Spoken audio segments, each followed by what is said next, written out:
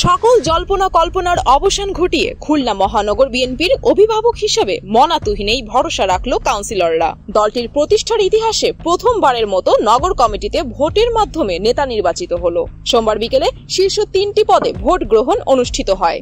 কাউন্সিলের সভাপতি পদে অ্যাডভোকেট শফিকুল আলম মনা 299 ভোট পেয়ে সভাপতি নির্বাচিত হয়েছে। তার নিকটতম প্রতিদ্বন্দ্বী তরিকুল ইসলাম জহির পেয়েছে 189 ভোট। এছাড়া তৃতীয় স্থানে থাকা শাহাজি কামাল টিপু 3 ভোট পেয়েছেন।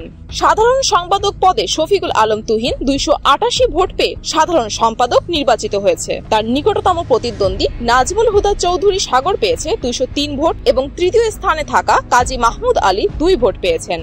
কাউন্সিলের সাংগঠনিক সম্পাদক পদে 6 প্রার্থীর মধ্যে মহানগর ছাত্র দলের সাবেক ভারপ্রাপ্ত সভাপতি শেখ সাদি 370 ভোট, মহানগর ছাত্র দলের সাবেক সভাপতি মাসুদ পারভেজ বাবু 260 ভোট এবং সাবেক ছাত্রদল নেতা হাসানুর রশিদ মিরাজ 255 ভোট পেয়ে বিজয়ী হয়েছেন।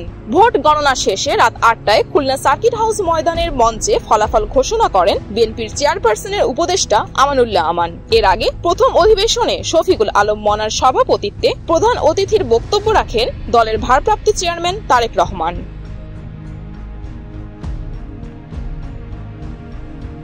জান্নাত মিতু, খুলনা গেজেট।